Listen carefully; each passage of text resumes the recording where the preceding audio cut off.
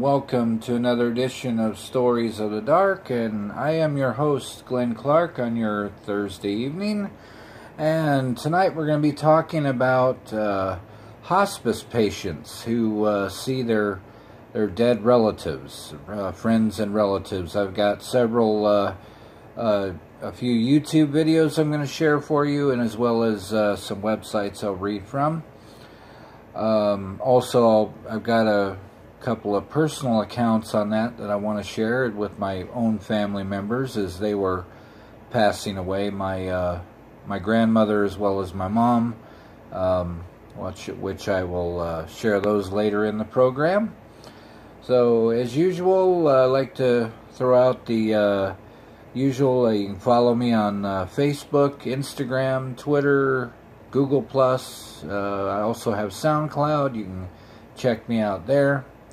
You can always go ahead and subscribe to my videos. I like to see those, and continue to like and share those, because that helps me out a lot. So right now I think we'll go ahead and I'll read from a website here for you. It's from firsttoknow.com. Why the dying see their deceased relatives before they go, and what my dying mom told me she saw. It was written by author Jen Ingvik. And as always, you all know about my internet issues here, so that shouldn't be a surprise. Okay, here we go. My quest to understand what the dying see began when I found out that my mom only had a few months, if that, to live. I wanted to be familiar with the stages she would go through and how I could best be there for her. One of the things I read about the dying is that they often see deceased relatives or friends right before the end. In a world I grew up in, such as Seventh-day Adventist, I was taught that such things simply couldn't happen. Yet I read and heard story after story of men, women, and children on their deathbeds who saw their dead mothers, fathers, grandmas, grandpas, aunts, uncles, brothers, sisters, and friends. The same is true with people who experience near-death experiences. The logical response to this phenomena is that lack of oxygen and the consumption of various drugs can do crazy things to the brain. Who knows what can occur when a person is hanging on by a thread? As we neared the last days of my mom's life, I so wanted to understand what she was feeling and seeing. The day before she took her last breath, I decided to ask her. First, I wanted to make sure she could comprehend what I was saying. I told her I loved her, and she raised her eyebrows in acknowledgement. Then I shared a funny story about a conversation my sister and I had. The corners of her mouth turned up in a smile. I could tell that she was taking in every word. And then I went for it. "Mom, can I ask you a really serious question?" She turned her head and opened her eyes fully. I could tell she wanted to grasp every word that came out of my mouth. "Mom, do you see any of our dead relatives in the room? Do you see your dad?" She shook her head to indicate no. Do you see your mom? She shook her head. Do you see Dad? My dad had died when I was 10. Her response was quite different this time. She began nodding her head to indicate yes. He is here. Is he here in the room right now? She nodded. Can he see me? She nodded again. And when she tried to communicate with words, but was frustrated that she couldn't get the words out, I could tell she wanted to share her reality with me so badly. The next day, Mom was in a different realm. She wasn't responding to me or my family members, yet she was having full-on inaudible conversations with a being I couldn't see, maybe my dad. At times she would become quite animated, speaking deep within her throat and making guttural sounds. At one point she kept shaking her head and saying no. It was obvious she was fighting something. I sat down next to her and tried to hold her. My sister also came in the room and let Mom know she was there. I then called my brother and let him say hello. Shortly thereafter, Mom began having conversations again. When she spoke to the invisible being this time, it was though as they were having a cohesive conversation, one that I still couldn't understand because by that time her vocal cords were shot. She'd talk and then listen and talk again. It was as though she was trying to make sense of what she was being told. The conversation ended, and a bit later her body constricted, her brow furrowed, and then something profound happened. Her soul, the mom I loved and treasured so much, completely left her body. Her body continued to breathe, but there were no more conversations, no more frowns or grimaces when you'd adjust her legs or back. What I saw led me to conclude that she finally agreed to go. Could it be possible that she went with my dad? That he was sent to take her away and keep her safe along the way? While I can't be certain, this is what it seemed to be. According to David Kessler, author and expert on death and dying, the following things often happen when a person is about to die. The dying are often visited by their dead mothers. Their hands often reach up towards a force that can't be seen. My mom did this. Family members and friends of the dying can't see their visions or participate in conversations. Visions often occur hours to weeks before they die. While there is no proof that their visions and communication with deceased family members or friends are real, some death and dying experts are adamant they should be taken seriously. People think that it's just confusion or the drugs, explains Maggie Callanan. As a hospice nurse for more than 27 years, she has helped more than 2,000 dying men and women in their last days. But frankly, the confusion is ours. The patient knows what's going on. Dr. Martha Twaddle, Chief Medical Officer of the Midwest Palliative and Hospice Care Center, explains further. You can write it off and say it's a hallucination. They are not getting enough oxygen in their brain, but no. It doesn't apply to many people in these situations. I have to believe they are transitioning. They are in a phase we don't understand physically or metaphysically, and it is profoundly reassuring to see it happen. Following the death of my mom, I am more open to the idea that something amazing, like my father being there to take my mom away, may occur. The experience is one I can never forget, and honestly I never want to forget. Just a few weeks ago I was wondering why I haven't had many dreams of my mom since she died. As I was driving home from work, I said out loud, "Mom, it's about time you came and visited me in a dream. Where are you anyway?" I then laughed it off and enjoyed my drive through my favorite canyon. That night while I was sleeping, it happened. I had one of the most lucid dreams I've had in a long time. Mom was dressed beautifully. She peered at me with a huge smile. Her eyes were bright and full of life. She was happier than I had seen her in years, and she was younger. maybe her 40 or 50-year-old self. We didn't exchange any words, but it was clear that she was healed, happy, and free. I woke up with a joy in my heart. And that was from firsttoknow.com, and you're welcome to check that out. I'll have a link to that at the bottom of this video in the descriptions. And right now I think we'll take a quick little break and play some music, and I'll come back and I'll read another website for you, and I also have some YouTube videos, as I said earlier, I'll share. So I'm Glen Clark, and this is Stories of the Dark.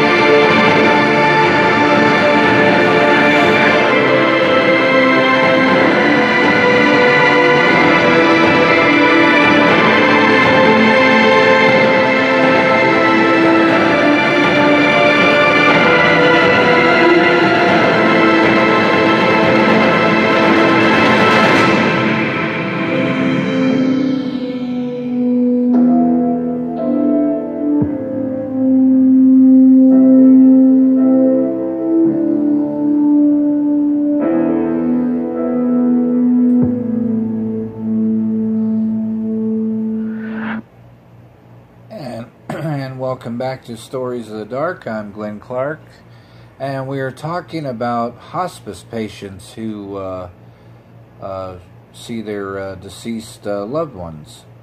And before I read this next story, I'd like to go ahead and share my personal stories of seeing some people go through that. The first one was my grandmother when she passed away in 2002.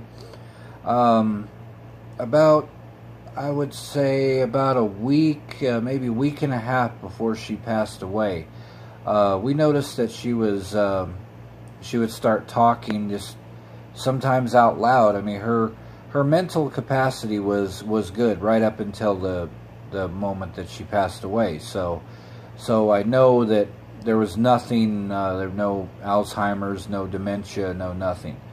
But my family and I started noticing her that she would just start talking just out loud. And then on this particular occasion, I was there alone with her, and we had her hospice bed and everything set up in the living room, and I was in the dining room. And I started hearing her talking, so I got up and went in there, and just she was talking, and then I walked in and I said, I asked her who she was talking to. Well, she stopped literally stopped, looked at me, then looked back like towards the foot of her bed, and she said, "Oh, that's Glen. You never have met him. You know, you passed away 2 years before he was born." Well, that particular person, I found out that I'm assuming she was talking to was my grandfather, who I'd never met. And in fact, when I did ask my grandma, she did confirm that it was my grandfather, whom he died in 1972. I was born in 74, so of course I never did get to meet him. But the next story that I have, I was sitting there when right before my mom passed away. In fact, it was about 4 days before she passed away. She was in the intensive care unit, and I was sitting there next to her by her bed. I was on the right side of her bed, and she was looking towards the left of her bed, and you could tell she was talking to somebody, but you couldn't make out exactly what she was saying. But I clearly at the end of the conversation saw her mouth out the words, "I'm ready." So what I'm still unclear about is who she was talking to, and I can almost be certain that she was saying she was ready to move on from this world and into the next. So yeah, and medical professionals, some nurses, I know I brought it up to one nurse who tried to talk it off as it being a hallucination because of the different medicines that she was on. Of course, I played along with it, but I know better. I mean, there's no explanation for what I saw with two different people, and you hear these stories from many people who watched their loved ones pass away. I do believe that a relative, whether it be a mother, father, brother, or so on, does come back, and sometimes maybe even a whole family might come back to escort the one that's dying on to the next life. So that's my personal story, and that's why I chose to do this program tonight on this topic, is because I was kind of, when I was thinking about different topics for tonight, I started out with near-death experiences and then ended up with this, but we are going to do another program on near-death experiences here in the future. Maybe tomorrow night or the next night, we'll just have to see. But it's a subject that interests me, and I'm hoping it interests you as much as it interests me. So anyway, let's read from the MiamiHerald.com. And it goes on to say, "At the end of her life, my mother started seeing ghosts, and it freaked me out." It's written by Stephen Petrow. "Last summer, 6 months before my mom died, I walked into her bedroom, and she greeted me with a tiny hello and big smile. She then resumed a conversation with her mother, who had died in 1973. "Where are you?" Mom asked, as though Grandma, a one-time Fifth Avenue milliner, was on one of her many European hat-buying junkets. As I stood there dumbstruck, Mom continued chatting, in a young girl's voice no less, for several more minutes. Was this a reaction to medication, a sign of advancing dementia, or was she preparing to transition to wherever? And give me just a second here. I need to scroll the lovely internet. It's slow around here. So yeah. Anyway, yeah. A lot of skeptics, will try to say that, oh, it's medication, it's this, that, and the other. But I know differently. So anyway, continuing on, it says, regardless, Mom was freaking me out. as well as my brother, sister, and father. As it turned out, my mother's chat with a ghost was a signal that the end was inching closer. Those who work with the terminally ill, such as social workers and hospice caregivers, call these episodes or visions a manifestation of what is called nearing death awareness. They are very common among dying patients in hospice situations. Rebecca Valla, a psychiatrist in Winston-Salem, North Carolina, who specializes in treating terminally ill patients, wrote in an email, "Those who are dying and seem to be in and out of this world and the next often find their deceased loved ones present, and they communicate with them. In many cases, the predeceased loved ones seem to the dying person to be aiding them in their transition to the next world. While family members are often clueless about this phenomenon, at least at the onset, a small 2014 study of hospice patients concluded that most participants reported such visions and that these people approached death. Comforting dreams, visions of the deceased became more prevalent." Jim May, a licensed clinical social worker in Durham, North Carolina, said that family members and patients themselves are frequently surprised by these deathbed visitors, often asking him to help them understand what is happening. "I really try to encourage people, whether it's a near-death experience or a hallucination, or just go with the flow." May explained that after I told him about my mom's visitations, whatever they are experiencing is real to them. Valla agreed, telling me what not to do: minimize, dismiss, or worse, pathologize these accounts, which is harmful and can be traumatic to the dying person. In fact, May said most patients find the conversations to be comforting. That certainly appeared to be the case with my mother, who had happy exchanges with several good friends who, like my mother, were no longer like my grandmother rather, were no longer living. In a moving 2015 TED talk, Christopher Kerr, the Chief Medical Officer at the Center for Hospice and Palliative Care in Buffalo, showed a clip of one of his terminally ill patients discussing her deathbed visions, which included her saying, "My mom and dad, my uncle, everybody I knew that was dead was there by my side. I remember seeing every piece of their face. She was lucid and present." Since Mom had already been diagnosed with advanced dementia, I originally thought her talks were a sign of worsening illness. In fact, current research posits that a combination of psychological, pharmacological, and psychological explanations may be at play.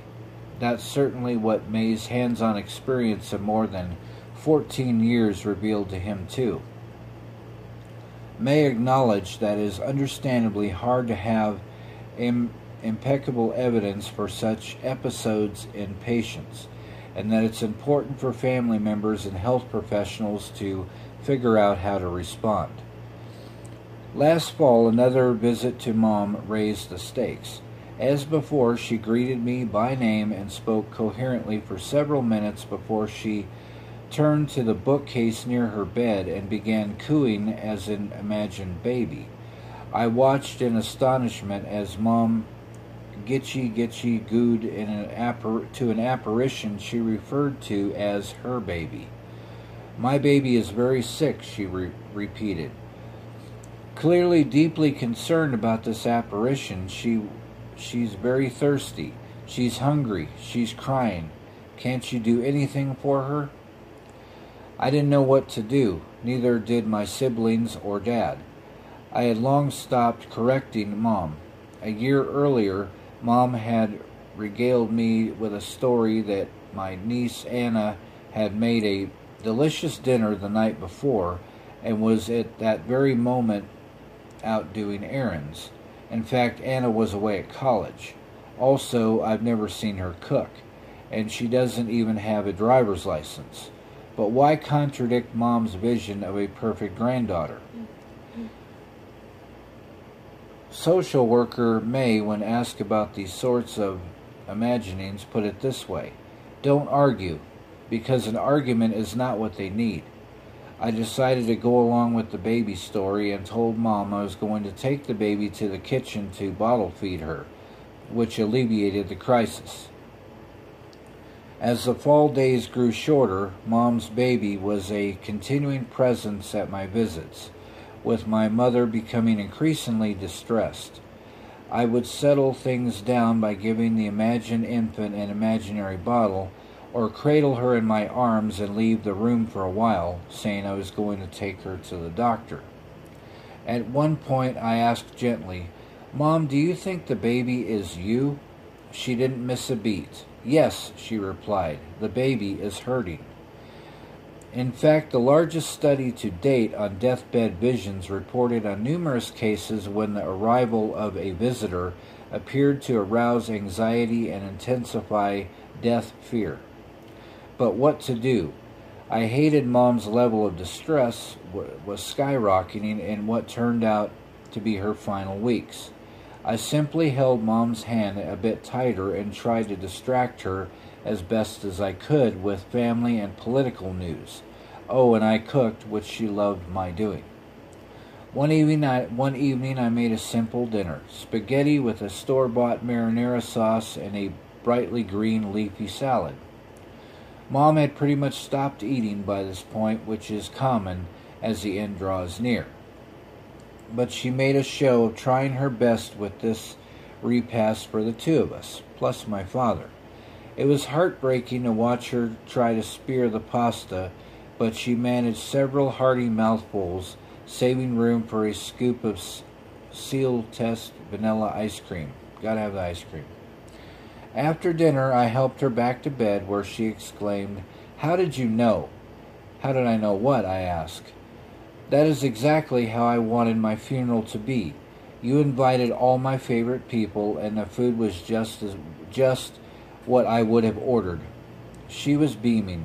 6 weeks later, she passed, and pasta and salad were on the menu at her service. That is beautiful. I love that story. All right, we're going to go ahead and take another break and play some more music, and I'll come back, and I've got a few YouTube videos I want to share with you. So I'm Glen Clark, and this is Stories of the Dark.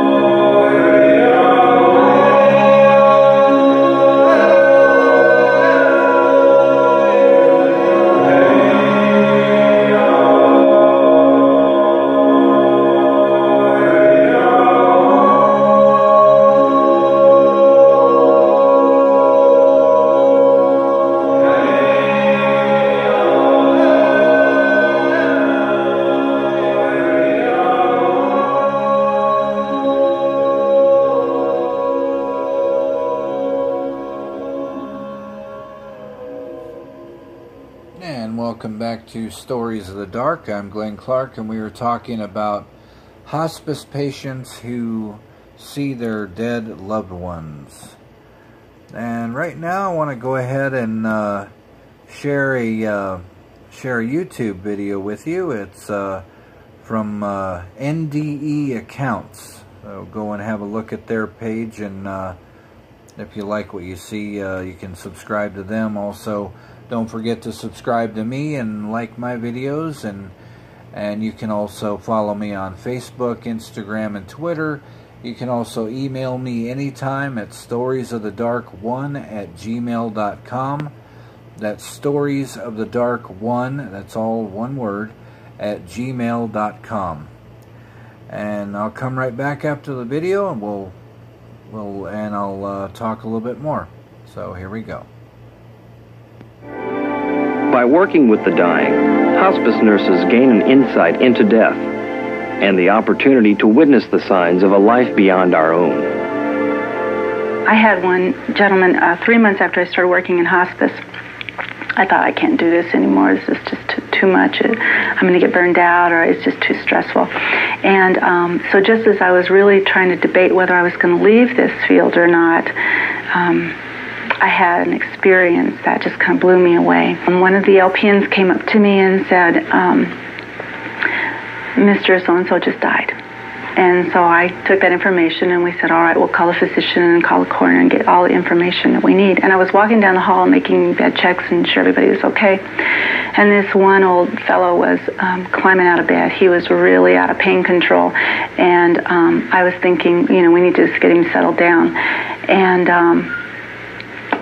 I walked into the room and I said, let me help you get taken care of. And he said, I got to get out of here. And I said, I understand, And he said, I have to die. And I said, I would probably want to die too if I had that much pain. And let me help you. Let me see what we can do. He said, no, you don't understand. He said, I have to die. And I said, well, I don't know where it came from. And I said, well, you have to wait till you get your own invitation. Sometimes just because we want to die doesn't mean we get to die. We have to wait until it's time.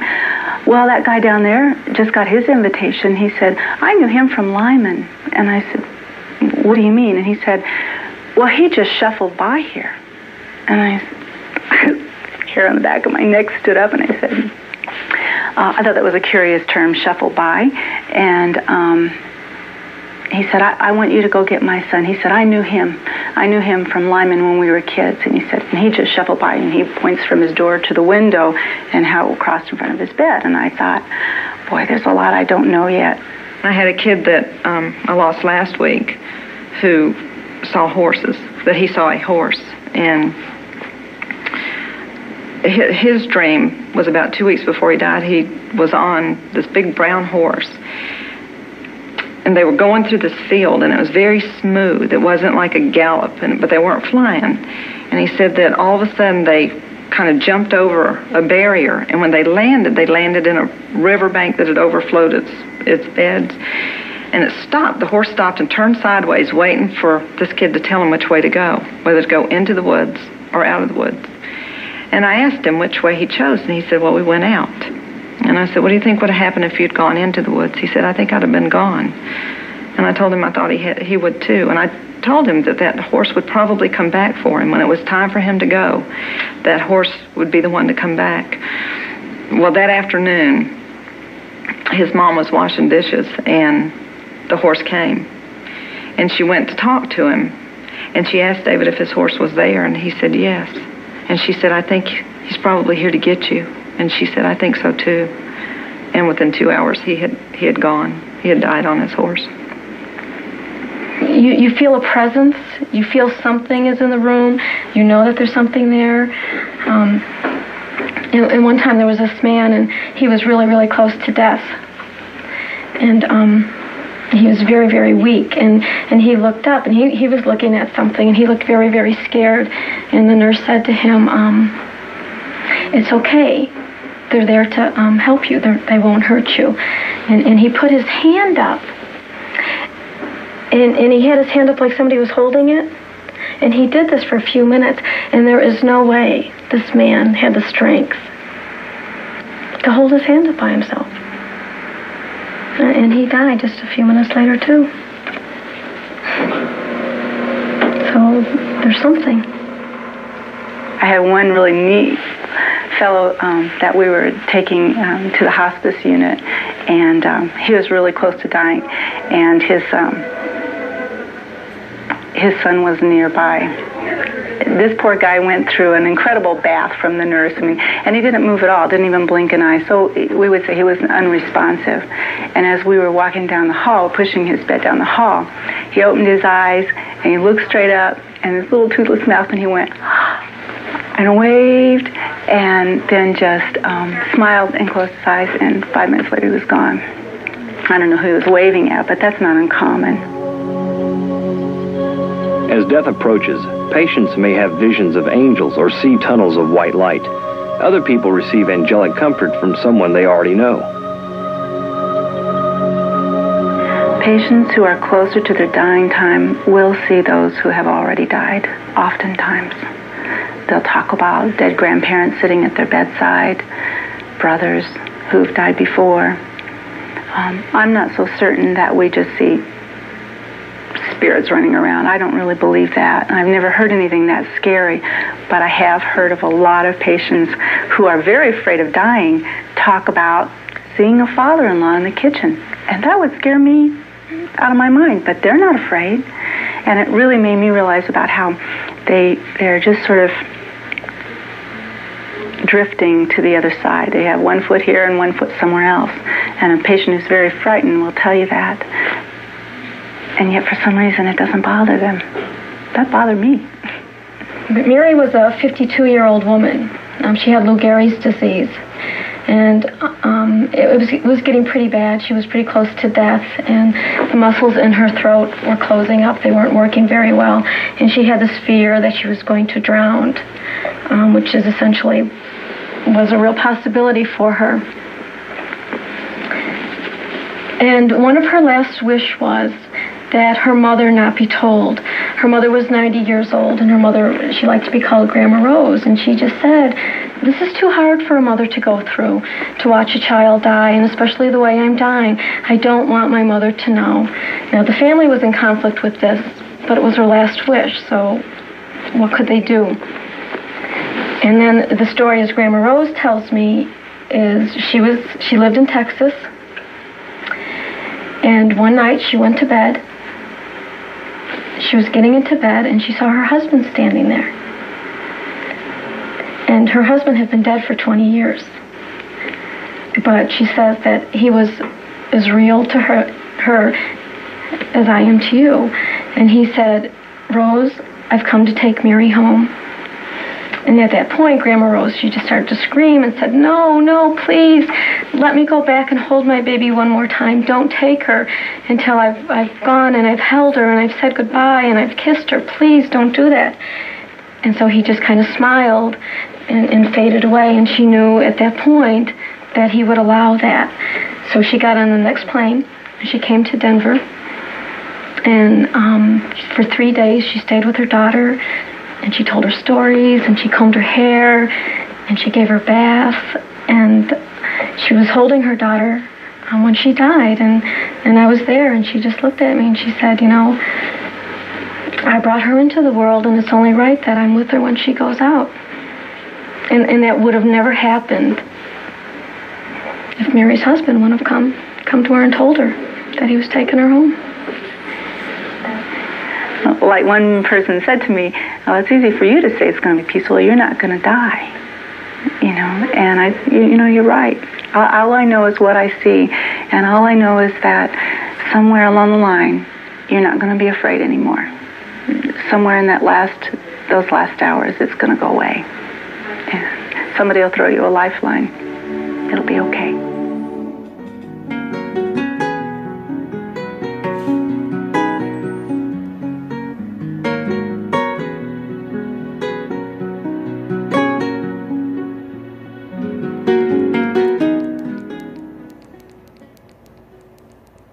And we're back, and that was Deathbed Visions. Hospice nurses share their stories from NDEaccounts, and some of those stories are very, very sad. I know the one that I read just now was quite hard for me to read.